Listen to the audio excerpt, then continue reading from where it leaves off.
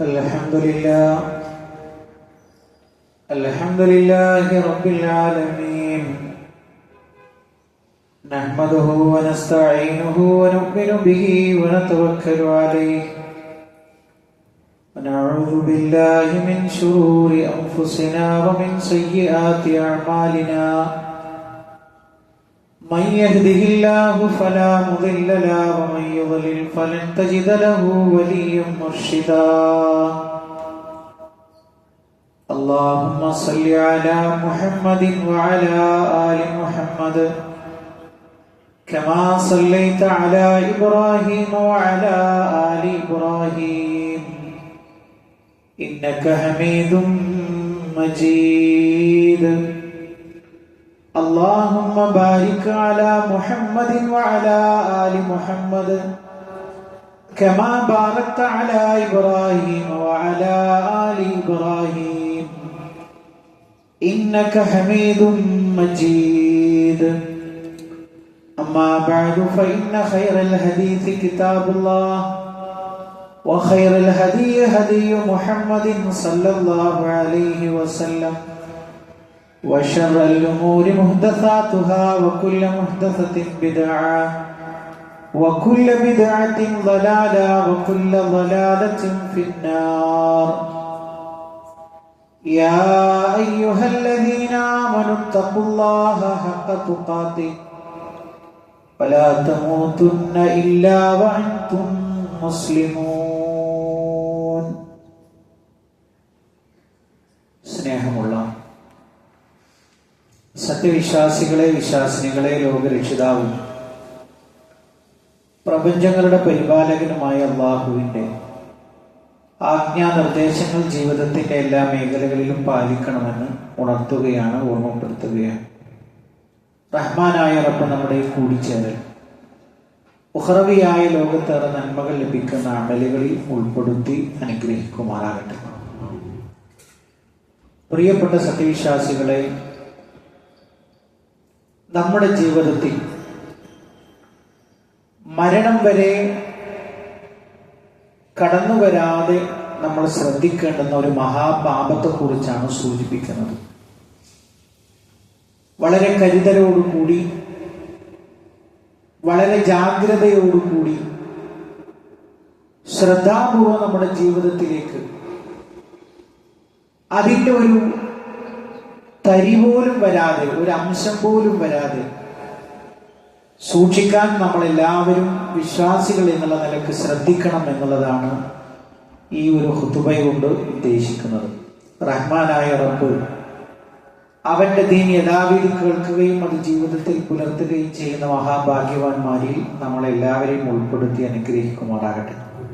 പ്രിയപ്പെട്ടവരെ, അള്ളാഹു ഒരിക്കലും മനുഷ്യന് പുറത്തു കൊടുക്കാത്ത പാപമായി പരിചയപ്പെടുത്തുന്ന ഒന്ന് അത് ശിർക്കാണ്. നമുക്ക് എല്ലാവർക്കും അറിയാം, വിശുദ്ധ ഖുർആൻ സൂറത്തുൻ നിസാഇൽ അള്ളാഹു സൂചിപ്പിക്കുകയാണ്, ഇന്നല്ലാഹ ലാ യഗ്ഫിറു അൻ യുശ്റക ബിഹി വയഗ്ഫിറു മാ ദൂന ദാലിക ലിമൻ യശാ. ഇന്നല്ലാഹ തീർച്ചയായും അല്ലാഹു ലാ യഗ്ഫിറു അവൻ പുറത്തു കൊടുക്കുകയില്ല, അൻ യുശ്റക ബിഹി അവനോട് പങ്കു ചേർക്കുന്നതിനെ, വയഗ്ഫിറു മാ ദൂന ദാലിക അതല്ലാത്തതെല്ലാം അവൻ പുറത്തു കൊടുക്കും, ലിമൻ യശാഉ അവൻ ഉദ്ദേശിക്കുന്ന ആളുകൾക്ക്. അപ്പൊ ഈ ആയത്തിലൂടെ അള്ളാഹ് പഠിപ്പിച്ചത് എന്താ പ്രിയപ്പെട്ടവരെ? അള്ളാഹു ഒരിക്കലും ഒരു മനുഷ്യന് പുറത്തു കൊടുക്കാത്ത ശിർക്ക് ചെയ്യുക എന്നുള്ളത് ഒരിക്കലും അള്ളാഹു പൊറുക്കുകയില്ല എന്ന കാര്യം ഈ ആയത്തിലൂടെ നമ്മളെ പഠിപ്പിക്കുകയാണ്. മാത്രമല്ല, ഹബീബുന റസൂലുള്ളാഹി സ്വല്ലല്ലാഹു അലൈഹി വസല്ലം ഒന്നുകൂടി വ്യക്തമായിട്ട് പറഞ്ഞു, മൻ മാത ലാ യുശ്രികു ബില്ലാഹി ശൈആ ദഖലൽ ജന്ന. ഒരു മനുഷ്യൻ അല്ലാഹുവിനോട് ഒന്നിനെയും പങ്കു ചേർക്കാതെ മരണപ്പെട്ടു, മരണം വരെ അയാളുടെ ജീവിതത്തിൽ ശിർക്ക് സംഭവിച്ചില്ല, അങ്ങനെയെങ്കിലോ ദഖലൽ ജന്ന അവൻ സ്വർഗത്തിൽ പ്രവേശിക്കുന്നതാണ്. അപ്പൊ സ്വർഗപ്രവേശനം സാധ്യമാക്കുന്ന കാര്യം എന്താണ്?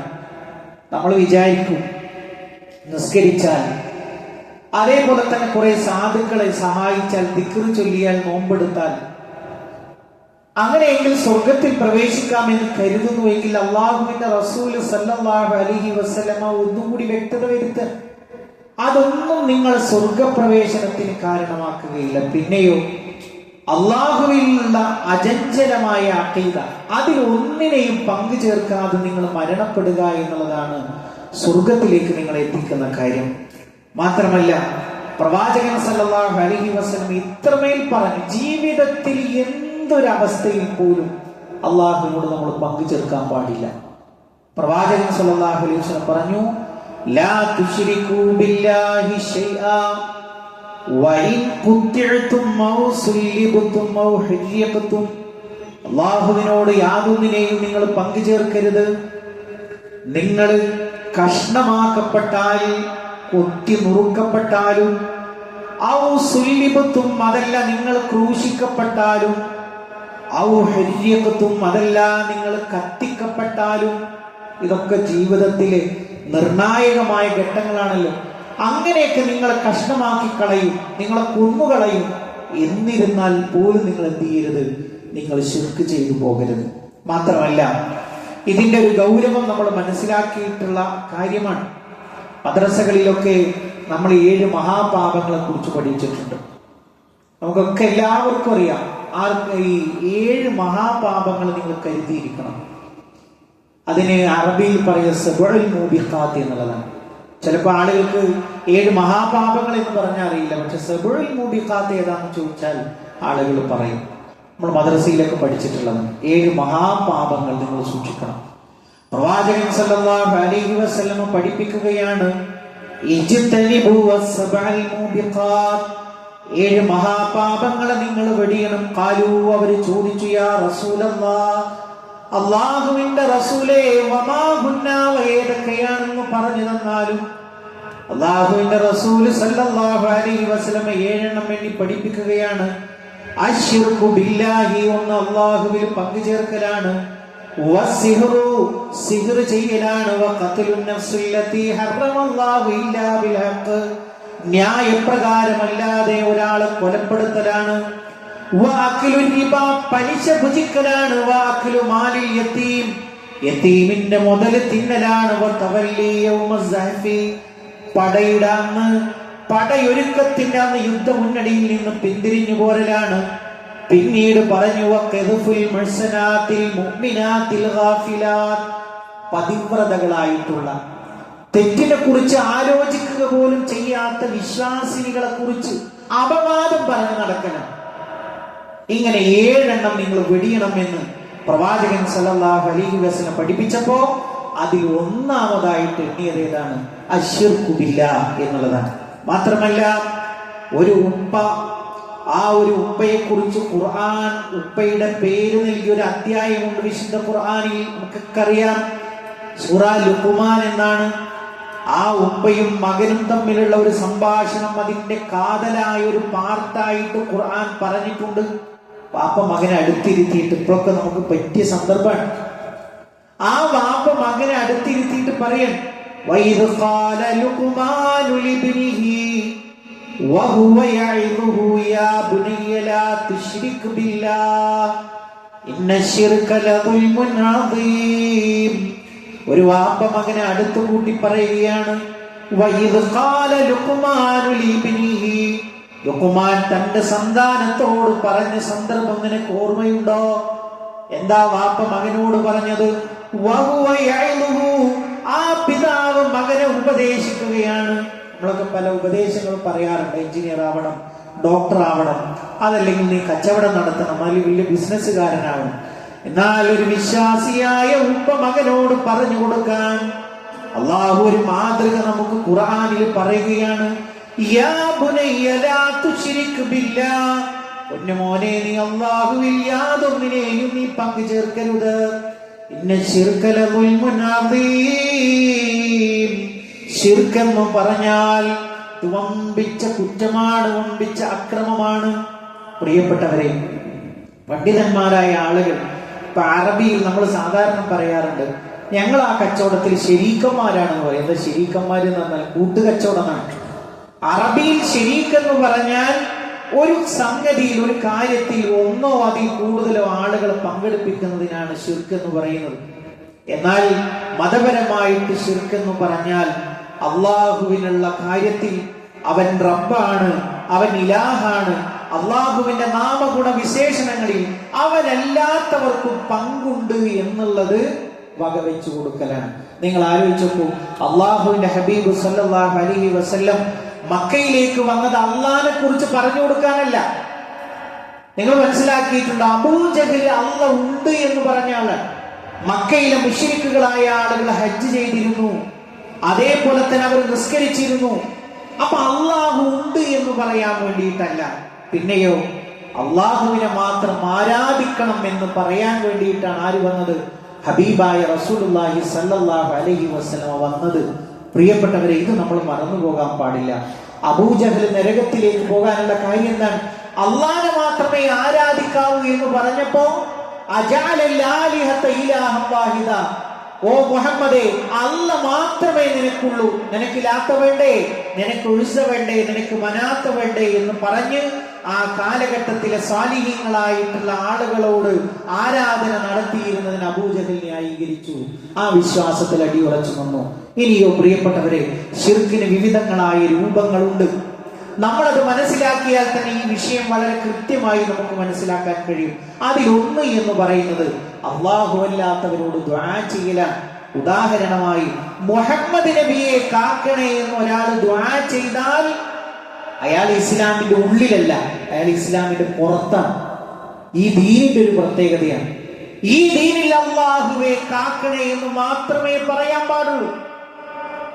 അള്ളാഹുവെ കാക്കണേ എന്ന് മാത്രമേ ഈ ദീനിൽ പറയാവൂ. അത് പ്രവാചകന്മാരാകട്ടെ, സ്വാലിഹീങ്ങളാകട്ടെ, സിദ്ദീഖീങ്ങളാകട്ടെ, ഒരാളോടും കാവലിനെ തേടാൻ പാടില്ല. അതാണ് ഈ ദീനിന്റെ പ്രത്യേകത. ബാക്കിയുള്ള മതങ്ങളൊക്കെ അവരുടെ ദേവീദേവന്മാരെ വിളിച്ചാലേ അതിന്റെ ഭക്തനാകും. എന്നാൽ ഇസ്ലാമിന്റെ ഒരു പ്രത്യേകത എന്ന് പറയുന്നത്, ഇസ്ലാം ദീൻ പരിചയപ്പെടുത്താൻ വേണ്ടി വന്ന അള്ളാഹു തെരഞ്ഞെടുത്തയച്ച റസൂലുമാരെ പോലും വിളിച്ചാൽ ശിർക്കാകുമെങ്കിൽ അതിന്റെ താഴെ ബദരീങ്ങളെ കാക്കണേ, മമ്പറന്തങ്ങളെ കാക്കണേ എന്നൊക്കെ ഒരാൾ വിളിച്ചാൽ പിന്നെ അതിന്റെ ഹുക്കുമെന്ന ദീനിൽ നിന്ന് തന്നെ അയാൾ പുറത്താണ്. നമ്മൾ ആലോചിച്ചു എത്ര ഗുരുതരമുണ്ട് ആ വിഷയം. അപ്പൊ ഇതാണ് അതിന്റെ ഒന്നാമത്തെ ഒരു കാര്യം.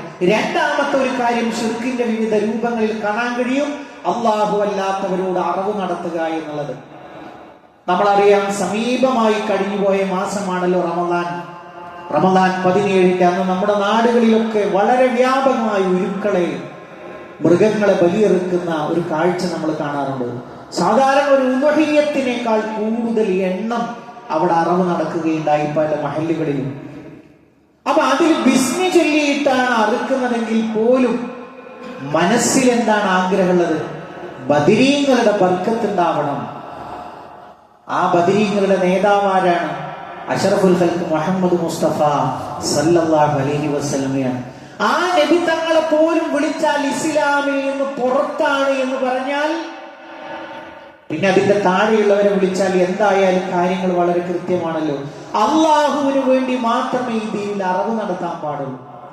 ചൊല്ലിയത് ബിസ്മിയാണെങ്കിലും അള്ളാഹ് എന്റെ നാമത്തിൽ എന്ന് പറഞ്ഞാലും മനസ്സുകൊണ്ട് അവിടേക്കല്ല അള്ളാഹ് നോക്കുന്നത്. നമ്മുടെ രൂപഭാവങ്ങളിലേക്കോ അതിലേക്കോ ഒന്നല്ല നോക്കുന്നത്. നമ്മുടെ മനസ്സിൽ ഈ കർമ്മം കൊണ്ട് ഇവൻ എന്താ ഉദ്ദേശിച്ചത്? ആൾക്കാരെ കാണിക്കാൻ വേണ്ടിയിട്ടാണോ, അല്ലെങ്കിൽ വേറെന്തെങ്കിലും ആണോ? അപ്പൊ മനസ്സിലേക്കാണ് അള്ളാഹു നോക്കുന്നത്. അപ്പൊ ബദരീങ്ങളുടെ പൊരുത്തം ഉദ്ദേശിച്ചുകൊണ്ടാണ് ഈ ചെങ്ങായി ഇത് ചെയ്യുന്നത് എന്ന് കണ്ടു. അവിടെ അതിന്റെ കാഠിന്യമാണ് നമ്മൾ മനസ്സിലാക്കേണ്ടത്. മറ്റൊരു കാര്യം എന്ന് പറയുന്നത്, അള്ളാഹു അല്ലാത്തവരുടെ പേരിൽ സത്യം ചെയ്യുക എന്ന് പറയുന്നത് ഈ ദീനിന്റെ ഒരു പ്രത്യേകത. മുസഹഫാണ് സത്യം എന്ന് പറയാൻ പാടില്ല. നമ്മളൊക്കെ പലപ്പോഴും അബദ്ധം സംഭവിക്കാറുണ്ട്. എന്റെ ഉമ്മയാണ് സത്യം, പറയാൻ പാടില്ല. കഅബയാണ് സത്യം, പറയാൻ പാടില്ല. സത്യം ചെയ്യുന്നത് അള്ളാഹുവാണ് സത്യം. അതും എന്താണ്? സത്യം ചെയ്യുക എന്ന് പറഞ്ഞാൽ അനിവാര്യമായ ഒരു ഘട്ടത്തിൽ എല്ലാ കാര്യത്തിലും സത്യം ചെയ്യുന്നവന്റെ മനസ്സിൽ നിഫാഖുണ്ട്. എന്നെ ആളുകൾ വിശ്വസിക്കുന്നില്ല, അപ്പൊ വല്ലാഹി പറയാം, അതൊരു കാപട്യത്തിന്റെ ലക്ഷണമാണ്. അനിവാര്യമായ ഘട്ടത്തിലാണ് സത്യം വരുന്നത്. അത് ഹലാലാണ്, അത് അനുവദിച്ചതാണ്. ആ സത്യം ചെയ്യേണ്ടത് ആരുടെ പേരിലാണ്? അല്ലാഹു സുബ്ഹാനഹു തആലയുടെ പേരിൽ മാത്രമേ പാടുള്ളൂ. അതാണ് ശിർക്കുമായി ബന്ധപ്പെട്ട് അല്ലാഹു അല്ലാത്തവരുടെ പേരിൽ സത്യം ചെയ്യുക എന്ന് പറയുന്ന ഒരു സംഗതി നമുക്ക് കാണാൻ കഴിയും. അത് ശിർക്കൻ വിശ്വാസങ്ങളിൽപ്പെട്ടതാണ്. അതേപോലെ തന്നെ മറ്റൊരു കാര്യം എന്ന് പറയുന്നത്, ഇപ്പൊ പല ആളുകളുമായി ബന്ധപ്പെട്ട കാര്യങ്ങൾ കാണാൻ കഴിയും. പിന്നെ ഐക്കല്ല് ബന്ധിക്കുന്ന ആളുകൾ, കഴുത്തിലും അതേപോലെ തന്നെ ശരീരത്തിന്റെ വിവിധ ഭാഗങ്ങളിലും ഐക്കല്ല് കെട്ടുന്ന ആളുകൾ.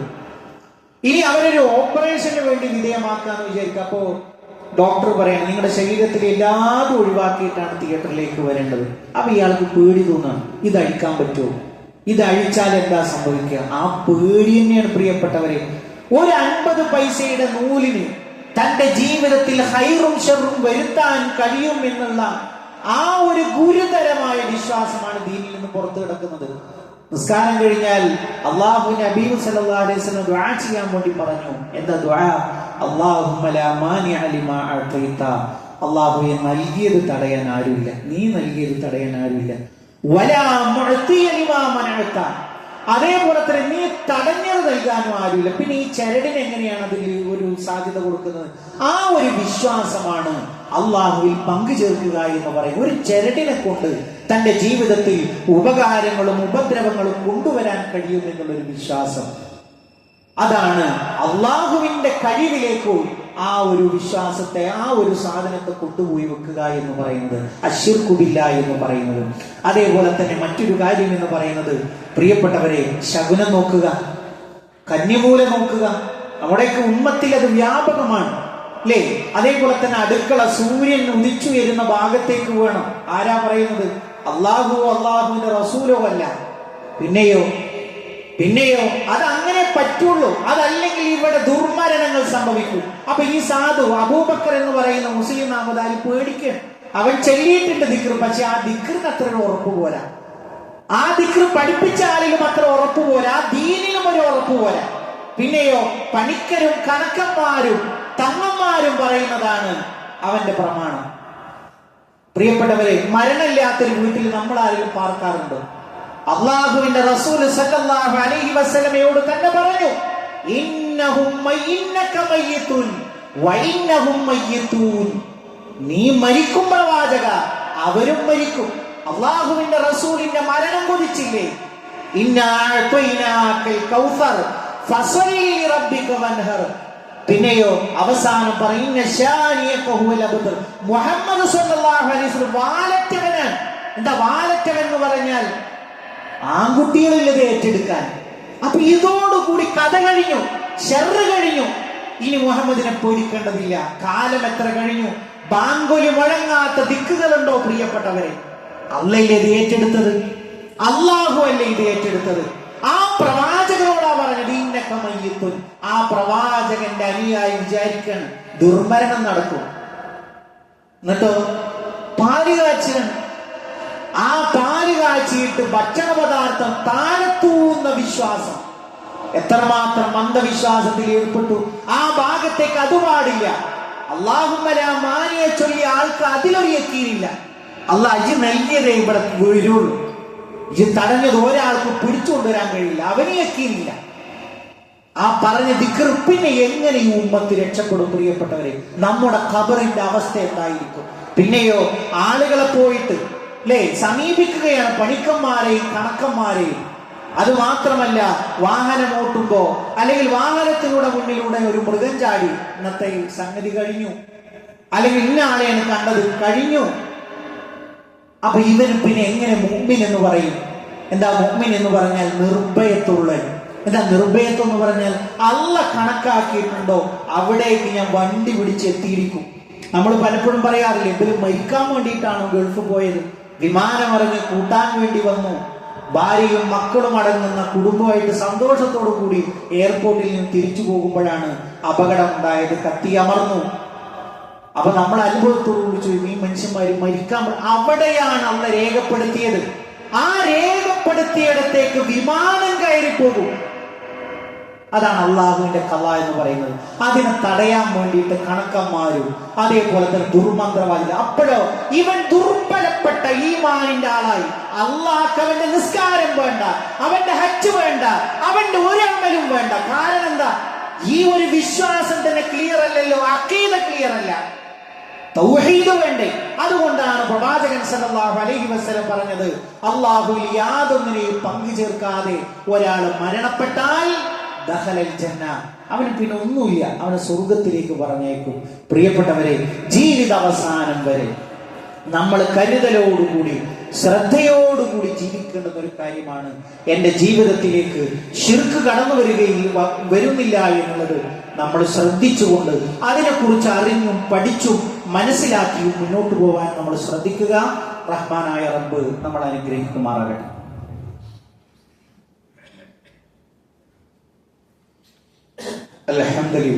അൽഹംദുലില്ലാഹി റബ്ബിൽ ആലമീൻ വസ്സലാത്തു വസ്സലാമു അലാ റസൂലിഹിൽ അമീൻ വഅലാ ആലിഹി വസഹ്ബിഹി അജ്മഈൻ. അമ്മാ ബഅദ്. പ്രിയപ്പെട്ട സത്യവിശ്വാസികൾ, ഒരിക്കൽ കൂടി അള്ളാഹുവിന്റെ ആജ്ഞാനിർദ്ദേശങ്ങൾ ജീവിതത്തിന്റെ എല്ലാ മേഖലകളിലും പാലിക്കണമെന്ന് ഉണർത്തുകയാണ്, ഓർമ്മപ്പെടുത്തുകയാണ്. പ്രിയപ്പെട്ട സത്യവിശ്വാസികളെ, പ്രവാചകൻ സല്ലല്ലാഹു അലൈഹി വസല്ലമയുടെ സീറകൾ, ചരിത്രങ്ങൾ നമ്മൾക്ക് ഈമാനികമായി ഒരുപാട് ആവേശം ഉണ്ടാക്കുന്ന, അല്ലെങ്കിൽ അത് വായിക്കുന്തോറും നമ്മളൊക്കെ എവിടെ എത്തി നിൽക്കുന്നു, അല്ലെങ്കിൽ നമ്മളൊക്കെ ഇനി എത്ര ദൂരം യാത്ര ചെയ്യണം അവരോടൊപ്പം എത്താൻ എന്നൊക്കെയുള്ള ഒരു തിരിച്ചറിവ് നൽകുന്ന ഒരു ഭാഗമാണ് പ്രവാചകൻ സല്ലല്ലാഹു അലൈഹി വസല്ലമയുടെ സീറകൾ. അതിൽപ്പെട്ട ഒരു ഭാഗമാണ് ഇന്ന് പരാമർശിക്കുന്നത്. ഉത്ബത്ത് ബിൻ റബീഅ എന്ന് പറയുന്ന ഖുറൈശികളിലെ പ്രമുഖനായ ഒരു വ്യക്തി. അപ്പൊ ആ വ്യക്തി ഖുറൈശികൾ ഇങ്ങനെ ഒരുമിച്ച് കൂടിയിരിക്കുന്ന സമയത്ത് പ്രവാചകൻ സല്ലല്ലാഹു അലൈഹി വസല്ലമ പരസ്യ പ്രബോധനവുമായിട്ട് ഇറങ്ങിയപ്പോ പല കാരണങ്ങൾ കൊണ്ട് അവര് തടഞ്ഞു. ഭ്രാന്തനെന്ന് വിളിച്ചു, അതേപോലെ തന്നെ സാഹിറാണ് എന്ന് വിളിച്ചു, മജ്നൂനാണ്, ഭ്രാന്തനാണെന്നൊക്കെ പറഞ്ഞ് പലതും പറഞ്ഞിട്ട് അതൊന്നും ജനങ്ങൾക്കിടയിൽ യേശുന്നില്ല എന്ന് കണ്ടപ്പോ പ്രവാചകൻ സല്ലല്ലാഹു അലൈഹി വസല്ലമയെ എതിരിടാൻ വേണ്ടി ഖുറൈശികൾ ഒരുമിച്ചിരിക്കുമ്പോൾ ഉത്ബത്ത് ബിൻ റബീഅ ഒരു ആശയം മുന്നോട്ട് വെക്കണം. എന്താ പറയുന്നത്? യാ മഅ്ശറ ഖുറൈശ്, ഖുറൈശികളുടെ നേതാക്കന്മാരെ, സമൂഹമാരെ, നിങ്ങൾക്ക് എന്തൊക്കെ സംഗതികളും മുഹമ്മദ് നബി കരീം സല്ലല്ലാഹു അലൈഹി വസല്ലമയെ തടയിടാൻ വേണ്ടിയിട്ട് ഉപയോഗിച്ചു, പക്ഷെ അതൊന്നും ഫലപ്പെട്ടില്ലല്ലോ. അതുകൊണ്ട് നിങ്ങൾ ഇനി ചെയ്യേണ്ടത് എന്താണ്? മുഹമ്മദിനെ നേരിട്ട് കാണുക സല്ലല്ലാഹു അലൈഹി വസല്ലം, എന്നിട്ടോ കണ്ട് സംസാരിച്ചിട്ട് നമ്മുടെ വശത്തേക്ക് കൊണ്ടുവരാൻ വേണ്ടി ശ്രദ്ധിക്കുക. അപ്പൊ അതിനുള്ളൊരു ആശയങ്ങൾ ഉണ്ടാക്കണം എന്നൊരു ആശയം മുന്നോട്ട് വെച്ചു. അപ്പൊ ഖുറൈശികൾ ഒന്നടങ്കം പറഞ്ഞു, ശരി, നമുക്കിനി അങ്ങനത്തെ ഒരു വഴി കൂടി നോക്കാം. അപ്പൊ അതെന്ത് ചെയ്യാം? ആ ടാസ്ക് നിങ്ങൾ തന്നെ ഏറ്റെടുക്കാം. ഉത്ബത്ത് ബിൻ റബീഅയെ ആ ഒരു ടാസ്ക് ഏറ്റെടുക്കുക. അങ്ങനെ അദ്ദേഹം ആ ഒരു ഉത്തരവാദിത്തം ഏറ്റെടുത്തുകൊണ്ട് മുഹമ്മദ് നബി സല്ലല്ലാഹു അലൈഹി വസല്ലം പറഞ്ഞ് പാട്ടിലാക്കി നമ്മുടെ പക്ഷത്തേക്ക് കൊണ്ടുവരാനുള്ള ഒരു ശ്രമവുമായിട്ട് ചെല്ലുമ്പോൾ പ്രവാചകൻ സല്ലല്ലാഹു അലൈഹി വസല്ലം കഅബയുടെ തണലിൽ അങ്ങനെ ഇരിക്കുന്ന സമയത്ത് അദ്ദേഹം ചെന്നു. എന്നിട്ട് വിളിച്ചു പറഞ്ഞു, ഓ സഹോദരപുത്ര, നമ്മൾ തമ്മിൽ ഒരുപാട് ബന്ധങ്ങളുണ്ട്. നിങ്ങളാണെങ്കിലും ഖുറൈശികളാണ്. ഖുറൈശികൾ എന്ന് പറഞ്ഞാൽ വലിയ നെസബുള്ള തറവാടികളാണ്. മാത്രമല്ല ആരാലും ആദരിക്കപ്പെടുന്ന ആളുകളാണിത്. നിങ്ങൾ ഈ പറഞ്ഞത് കൊണ്ട് നമുക്കിപ്പോൾ എന്താ നേട്ടമുണ്ടായത്? നമ്മളൊക്കെ ഛിന്ന ഭിന്നമായി, വാപ്പയും മക്കളൊക്കെ ഒരു ഭാഗത്തായി, ഗോത്രങ്ങൾ പല ഭാഗത്തായി, ആർക്കും ആരെയും ഒരു വിലയില്ലാത്ത രൂപത്തിൽ അങ്ങോട്ടും ഇങ്ങോട്ടുള്ളൊക്കെ പിന്നെ ശത്രുതയും വിദ്വേഷവും വെറുപ്പൊക്കെ വെച്ച് ജീവിക്കുന്ന ഒരു സാഹചര്യം വന്നു. അതുകൊണ്ട് ഞാൻ ചില കാര്യങ്ങൾ പറയട്ടെ. നിനക്ക് ഈ നാടിന്റെ അധികാരമാണ് വേണ്ടതെങ്കിൽ അത് ഞങ്ങൾ നൽകാം. ഇവരുടെ എല്ലാവരുടെയും പിന്നെ നിയന്ത്രണം, മക്കയുടെ മൊത്തം നിയന്ത്രണം നീ ആഗ്രഹിക്കുന്നുവെങ്കിൽ അത് തരാം. ഇനി അതല്ല, നിനക്ക് സമ്പത്താണ് വേണ്ടത്, സമ്പത്തിന് വേണ്ടിയിട്ടാണെങ്കിലും അത് ഞങ്ങൾ എന്ത് ചെയ്യാം, ശേഖരിച്ച് നിനക്ക് തരാം. ഇനി അതല്ല, നല്ലൊരു വിവാഹ ബന്ധമാണ് ആലോചിക്കുന്നത്, ഏറ്റവും കുലീനയായ സുന്ദരിയായ ഒരുവളെ കൊണ്ട് നിന്നെ വിവാഹം കഴിപ്പിക്കാം. ഇങ്ങനെ ഈ ഓഫറുകൾ വെച്ച സമയത്ത് പ്രവാചകൻ സല്ലല്ലാഹു അലൈഹി വസല്ലം ഒരു സാഗൂതം കേട്ടിരുന്നു. പ്രവാചകൻ സല്ലല്ലാഹു അലൈഹി വസല്ലമയുടെ ഒരു ശൈലി തന്നെയാണ്.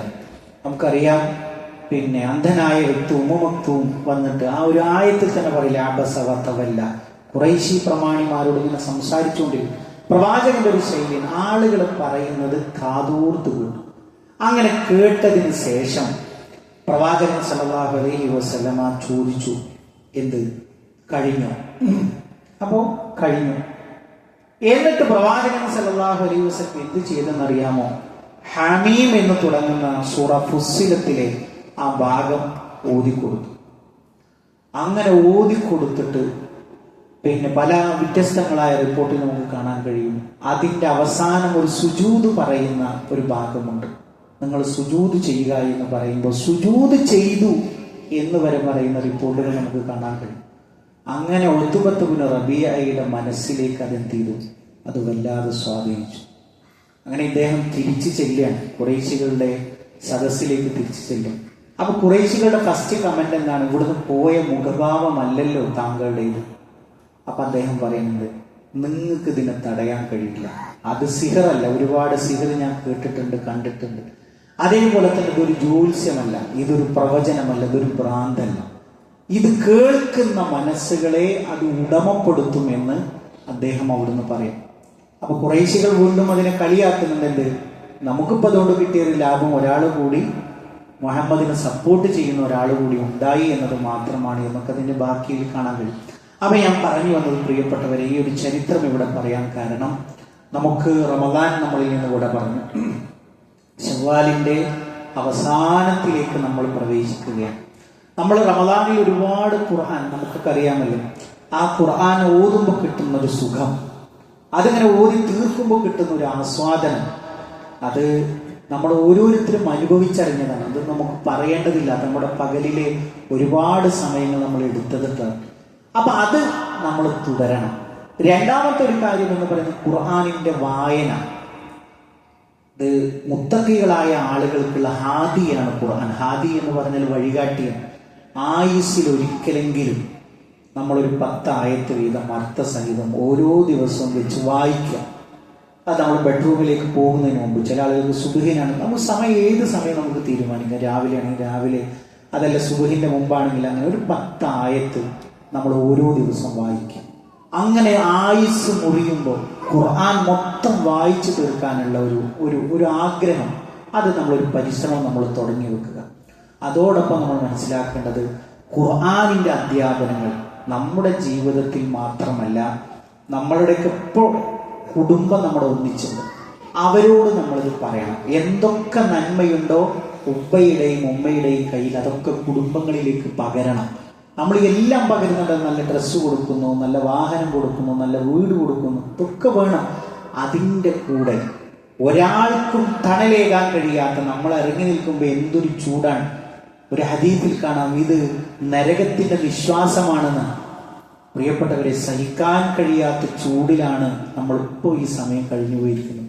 ഇതിന്റെ 69 മടങ്ങെന്ന് പറയുമ്പോൾ അതിൻ്റെ ഒരു കാഠിന്യം എത്ര ഉണ്ടാകും നമുക്ക് ആലോചിക്കാൻ കഴിയും. അവിടെയാണ് കല്ലുകളും മനുഷ്യന്മാരും കത്തിക്കപ്പെടുന്ന നരകം എന്ന് പറയുമ്പോൾ, അതിൽ നിന്ന് നമ്മളെയും നമ്മുടെ കുടുംബത്തെയും രക്ഷിക്കാനുള്ള ഒരു മാർഗമാണ്. ഇതിൽ നിന്ന് കിട്ടിയ അധ്യാപനങ്ങൾ നമ്മുടെ മക്കൾക്ക് പകർന്നു കൊടുക്കണം. ഇപ്പൊ അവർക്ക് ഒഴിവാണ്, നമ്മുടെ കൂടെ ചേർന്ന് നിൽക്കുന്ന ഒരു സന്ദർഭമാണ്. അപ്പൊ ദീനീപരമായ കാര്യങ്ങളിലേക്ക് അവരെ നമ്മൾ പറഞ്ഞു കൊടുക്കുന്ന അത്ര മറ്റൊരാൾക്ക് നമ്മുടെ മക്കളെ സ്വാധീനിക്കാൻ കഴിയില്ല. മറ്റൊരാൾ സ്വാധീനിക്കുന്നുവെങ്കിൽ അതിന്റെ അർത്ഥം എന്താ? നമ്മുടെ മക്കൾക്ക് നമ്മളിൽ യാതൊന്നും കൊടുക്കാനില്ല എന്നുള്ളതാണ്. നമ്മുടെ ഉപ്പ എന്നുള്ള സ്ഥാനം വെച്ച് ഉമ്മ എന്ന് പറയുന്ന സ്ഥാനത്തിന്റെ അപ്പുറത്ത് മറ്റൊരാൾക്കും അവർക്ക് സ്ഥാനം കൊടുക്കാൻ കഴിയില്ല. യഥാർത്ഥ ഉപ്പയാകുന്നുവെങ്കിൽ, ഉമ്മയാകുന്നുവെങ്കിൽ ആ ഒരു സ്ഥാനം നമ്മൾ തിരിച്ചു പിടിച്ചാൽ നമ്മുടെ മക്കൾ നമ്മളിലേക്ക് അണഞ്ഞു വരും. ആ അണഞ്ഞു വരുമ്പോൾ, നേരത്തെ ലുഖ്മാൻ പറഞ്ഞില്ലേ, പൊന്നു മോനെ, ഓരോന്നും പറയും നിസ്കാരം ഒഴിവാക്കരുത്, ഓരോ വക്തിനും നീ പള്ളിയിൽ പോകണം, സുബഹിന് നമ്മൾ കൂട്ടി വരണം. ഉപ്പ ഖുർആൻ ഓതുന്നത് കാണട്ടെ, ഉമ്മ നിസ്കരിക്കുന്നത് കുട്ടികൾ കാണട്ടെ, ഉമ്മ ഒതു കൊടുക്കുന്നത് കുട്ടികൾ കാണട്ടെ. അവരുടെ പഠിച്ചു പോയ പാഠങ്ങൾ സമയമുണ്ടാക്കി ഒരു 10 മിനിറ്റ് ആണെങ്കിൽ അത് സ്ഥിരമായി കുട്ടികളെ കൊണ്ട് ഓദിക്കുന്ന ഒരു സന്ദർഭം, ഒരവസരം നമ്മൾ ഉണ്ടാക്കുക. നാടിന്റെ നാനാഭാഗങ്ങളിൽ കുട്ടികൾക്ക് വേണ്ടി പ്രത്യേകമായി നന്മയുടെ ഒരുപാട് ക്യാമ്പുകൾ നടക്കുന്നുണ്ട്. അപ്പൊ അതൊക്കെ എവിടെയാണ്? പള്ളികളിൽ നിന്നൊക്കെ അറിയിപ്പ് കിട്ടും, വാട്സപ്പ് ഗ്രൂപ്പുകളിൽ നിന്ന് കിട്ടും. എവിടെയാണോ ഉള്ളത് അവിടേക്ക് പങ്കെടുപ്പിക്കാൻ നമ്മൾ ശ്രദ്ധിക്കുക. റഹ്മാനായ റബ്ബ് ഇനി ലോകത്തും വിജയം വരിക്കുന്ന മുഅ്മിനീങ്ങളിൽ മുത്തഖീങ്ങളിൽ നമ്മളെ എല്ലാവരെയും ഉൾപ്പെടുത്തി അനുഗ്രഹിക്കുമാറാകട്ടെ.